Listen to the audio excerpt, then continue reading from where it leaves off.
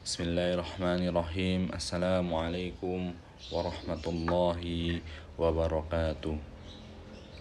Alhamdulillahi summa salatu wassalamu ala rasulillah wa ala alihi wa sahbihi wa man tabi'ahum bi ihsanin ila yaumiddin. Amma ba'd. Segala puji bagi Allah, Tuhan semesta alam. Tidak lupa salawat serta salam kita aturkan kepada Nabi kita Nabi Muhammad sallallahu alaihi wasallam, kepada keluarga beliau, kepada para sahabatnya dan seluruh umatnya yang mengikuti jalan beliau hingga akhir zaman kelak. Amin.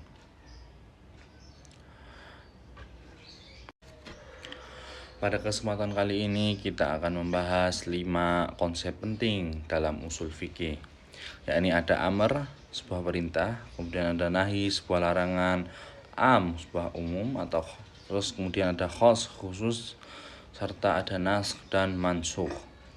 Nah, pemahaman kita terhadap konsep-konsep ini sangat penting agar kita dapat memahami teks Al-Quran dan hadis secara tepat, serta kita mampu menerapkan syariat Islam dengan benar.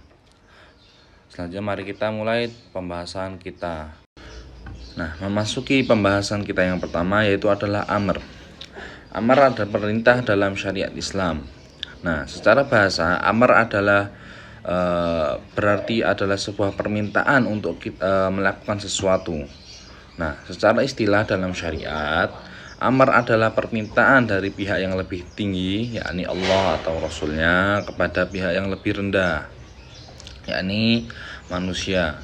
Nah, untuk melakukan suatu perbuatan. Nah, contoh dalil amr di sini yaitu Allah Subhanahu wa taala berfirman dalam Al-Qur'an, "Wa aqimus sholata wa atuz zakata warka'u ma'ar raqiin." Yang artinya, dan dirikanlah salat, kemudian tunaikanlah zakat, dan rukuklah bersama orang-orang yang rukuk. Disebutkan dalam Quran surat Al-Baqarah ayat 43. Nah, penjelasan dalam ayat ini, Allah memerintahkan kita 3 hal, yaitu mendirikan sholat, menunaikan zakat, dan rukuk bersama orang-orang mukmin. Nah, perintah tersebut menggunakan bentuk fi'il amr, yaitu ada kata kerja seperti yang disebutkan adalah dirikanlah dan tunaikanlah, yang dalam kaidah usul fikih asalnya menunjukkan kewajiban. Nah, contoh lain ini yaitu Allah Subhanahu wa taala juga berfirman dalam Quran yang berbunyi, "Ya ayyuhalladzina amanu kutiba alaikumus siyamu kama kutiba alal ladzina min qablikum la'allakum tattaqun." Wahai orang-orang yang beriman, diwajibkan atas kamu untuk berpuasa sebagaimana diwajibkan atas orang-orang sebelum kamu agar kamu bertakwa. Disebutkan dalam Quran surat Al-Baqarah ayat 183. Kemudian ada penjelasan dari ayat tersebut. Nah, ayat ini menunjukkan bahwa puasa Ramadan adalah kewajiban bagi umat Islam. Nah, dengan menggunakan lafaz kutiba, itu yang bermakna adalah diwajibkan. Nah, kemudian ada prinsip atau kaidah dari amar.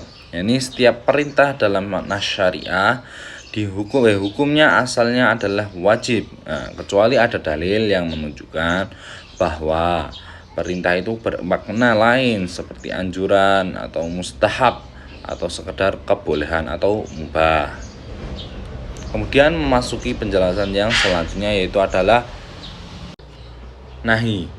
Nahi adalah larangan dalam syariat Islam. Nah, secara bahasa nahi adalah berarti larangan.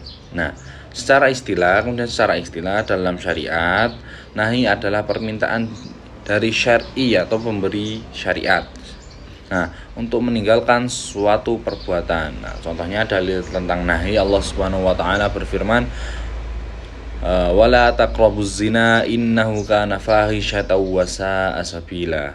Dan janganlah kamu mendekati zina, sesungguhnya zina itu adalah suatu perbuatan yang keji dan suatu jalan yang buruk.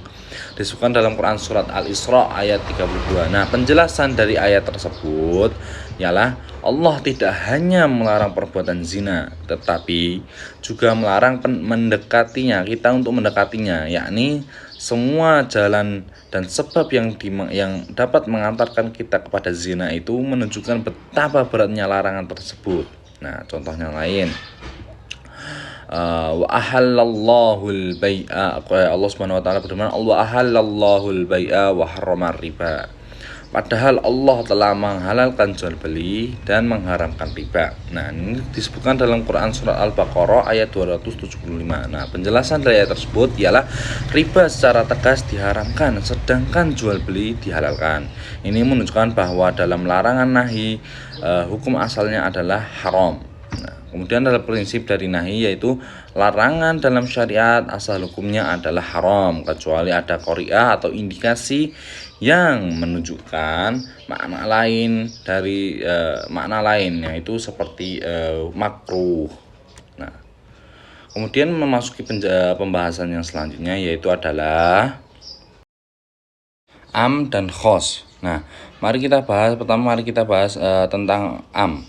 Secara bahasa, am berarti umum atau menyeluruh. Nah, dalam istilah usul fikih, am adalah lafaz yang menunjukkan makna umum yang mencakup seluruh individu dari sesuatu tanpa ada batasan ataupun pengecualian. Ya, yang artinya jika terdapat lafaz am, maka hukum yang terkandung di dalamnya berlaku untuk semua objek yang tercakup, kecuali ada dalil-dalil yang mengkhususkannya. Ini contoh dalil tentang lafaz am. Allah Subhanahu wa taala berfirman, wallahu bikulli syai'in alim. Dan Allah Maha mengetahui segala sesuatu. Disebutkan dalam Quran surat Al-Baqarah ayat 282. Nah, kemudian penjelasan dari ayat tersebut, kata kullu syai'in, segala sesuatu, merupakan bentuk lafaz am yang mencakup segala hal, baik yang tampak maupun yang tersembunyi, yang kecil maupun yang besar, tanpa ada sesuatu pun yang keluar dari cangkupan ilmu Allah Subhanahu wa taala. Kemudian ada contoh dari lain yang berbunyi, Allah Subhanahu wa taala berfirman, yusikumullahu fi auladikum. Allah mewasiatkan kepada kalian tentang anak-anak kalian. Disebutkan dalam Quran surat An-Nisa ayat 11. Nah, penjelasan dari ayat tersebut adalah kata anak-anak kalian berlaku umum untuk semua anak keturunan, baik laki-laki maupun perempuan, yang lahir dalam pernikahan yang sah tanpa membedakan antara satu yang lainnya, kecuali jika ada pengkhususan dari dalil-dalil yang lainnya. Nah, kemudian memasuki pembahasan kedua dari am dan khos, yaitu adalah khos. Nah, pada pembahasan kedua ini kita akan membahas tentang khos, yaitu secara bahasa khos berarti spesifik atau khusus. Nah, dalam istilah usul fikih, khos adalah lafaz yang menunjukkan makna terbatas, hanya mencakup sebagian dari sesuatu, tidak meliputi keseluruhannya. Nah, yang artinya lafaz khos membatasi hukum hanya berlaku pada objek-objek tertentu saja. Nah, dalil tentang lafaz khos yaitu Allah Subhanahu wa taala berfirman,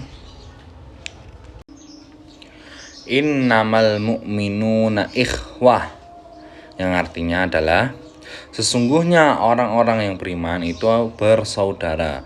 Disebutkan dalam Quran surat Al-Hujurat ayat 10. Nah, penjelasan dari ayat tersebut ialah ayat ini menunjukkan bahwa persaudaraan dalam Islam secara khusus berlaku untuk sesama orang beriman saja. Nah, tidak mencakup semua manusia. Ini adalah contoh lafaz khos yang membatasi hubungan ukhuwah syar'iyah hanya untuk kalangan orang-orang mukmin. Nah, kemudian contoh lain dari lafaz khos ialah Allah Subhanahu wa taala berfirman, hurrimat alaikum ummahatukum wa banatukum, diharamkan atas kamu menikahi ibu-ibumu dan anak-anak perempuanmu. Disebutkan dalam Quran surat An-Nisa ayat 23. Nah, penjelasan dari ayat tersebut, dalam ayat ini Allah secara khusus menyebutkan siapa saja yang diharamkan untuk dinikahi, seperti ibu, anak perempuan, saudara perempuan, dan seterusnya. Ini adalah contoh lafaz khas yang karena hanya menyebutkan sebagian perempuan, bukan untuk seluruh perempuan. Kemudian memasuki materi pembahasan selanjutnya, yaitu adalah hubungan antara am dan khos, yaitu adalah dalam banyak kasus lafaz am dan khos itu saling berhubungan antar satu sama lain.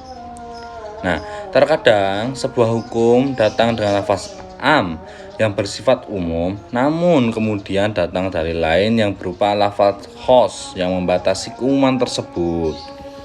Nah, fenomena ini disebut adalah takhsis atau pengkhususan lafaz umum. Ya, contohnya adalah pada Quran ayat wassariqatu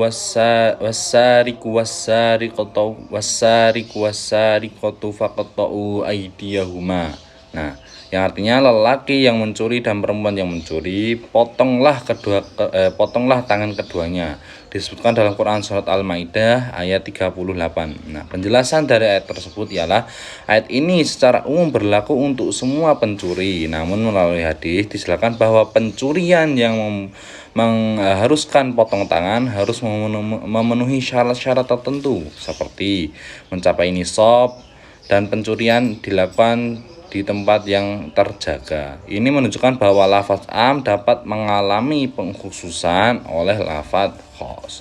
Nah, kemudian ya mungkin ini penjelasan dari am dan khos.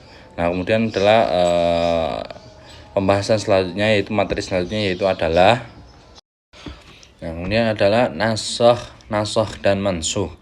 Nah, dalam hal ini terbagi menjadi 5 pembagian, yaitu yang pertama yaitu pengertian mansuh dan mansuh. Nah, secara bahasa nasoh berasal dari kata nasoho yang berarti menghapus atau mengangkat ataupun memindahkan. Nah, dalam istilah secara syariat, nasoh adalah penghapusan atau pergantian suatu hukum syariat yang ditetapkan oleh wahyu sebelumnya dengan hukum baru yang juga datang dari wahyu. Nah, sementara mansuh adalah hukum yang dihapus atau diganti tersebut. Nah, perlu digarisbawahi, nasoh hanya terjadi pada hukum, bukan pada akidah, dan hanya berlaku pada wahyu, bukan pendapat ulama atau ijtihad manusia biasa. Nah, ini adalah pengertian dari nasoh dan mansuh. Yang selanjutnya adalah pembahasan tentang dalil tentang nasoh. Yang pengertian Allah Subhanahu wa taala secara tegas menjelaskan dalam konsep nasoh dalam Al-Qur'an yang berbunyi A'udzubillahi minasyaitonirrajim. Ma nansakh min ayatin aw nusiha na'ti bi khairim minha aw mithliha alam ta'lam annallaha ala kulli syai'in qadir. Yang artinya ayat mana saja yang kami menasahkan atau kami jadikan dilupakan, pasti kami datangkan yang lebih baik daripadanya atau yang sebanding dengannya. Tidakkah kamu tahu bahwa Allah Maha Kuasa atas segala sesuatu? Disebutkan dalam Quran surat Al-Baqarah ayat 106. Nah, penjelasan dari ayat tersebut yaitu ayat ini menegaskan bahwa Allah memiliki kuasa untuk mengubah suatu hukum syariat demi kemaslahatan hambanya. Nah, perubahan hukum ini bukan karena kekurangan dalam hukum sebelumnya, melainkan karena adanya perubahan kondisi, kebutuhan dan atau situasi umat manusia. Nah, kemudian penjelasan selanjutnya yaitu yang ketiga adalah hikmah dan tujuan nasoh. Nah, nasoh bukanlah bentuk ketidakkonsistenan dalam wahyu, melainkan bentuk kasih sayang dan kebijaksanaan Allah terhadap umat manusia. Nah, di antara hikmah nasoh adalah yang pertama, tasyri atau bertahap, atadru fi at-tashri. Hukum diturunkan secara bertahap agar mudah diterima oleh masyarakat yang baru masuk Islam. Yang kedua adalah menyesuaikan kondisi umat. Nah, dalam perjalanan dakwah, kondisi umat bisa berubah sehingga hukum pun perlu disesuaikan. Nah, yang ketiga selanjutnya adalah ujian bagi umat manusia. Nah, nasakh juga menjadi ujian keimanan untuk melihat siapa yang taat kepada Allah, kepada perintah Allah Subhanahu wa taala meski hukumnya itu telah berubah. Nah, selanjutnya pembahasan keempat yaitu adalah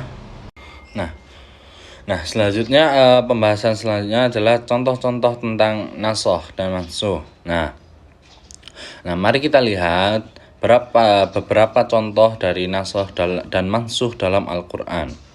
Yang pertama, perubahan arah kiblat.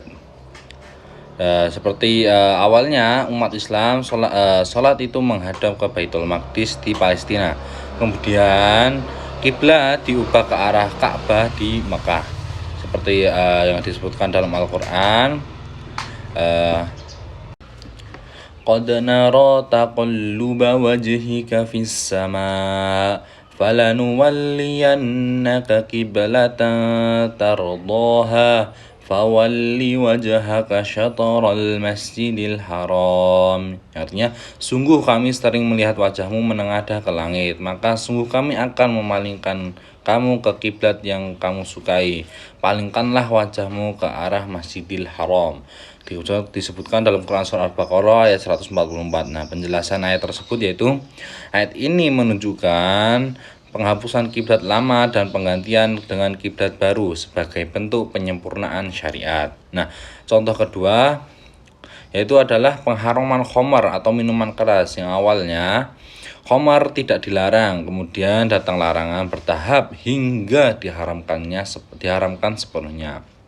Nah, contoh dalil dari pengharaman khamar yaitu adalah Ya ayyuhalladzina amanu innamal khamru wal maisiru wal azlamu rijzum min amalis syaitan fajtanibuhu la'allakum tuflihun. Yang artinya, wahai orang-orang yang beriman, sesungguhnya khamar, berjudi, berhala dan menyembah berhala dan undian adalah najis dari perbuatan syaitan, maka jauhilah agar kamu beruntung.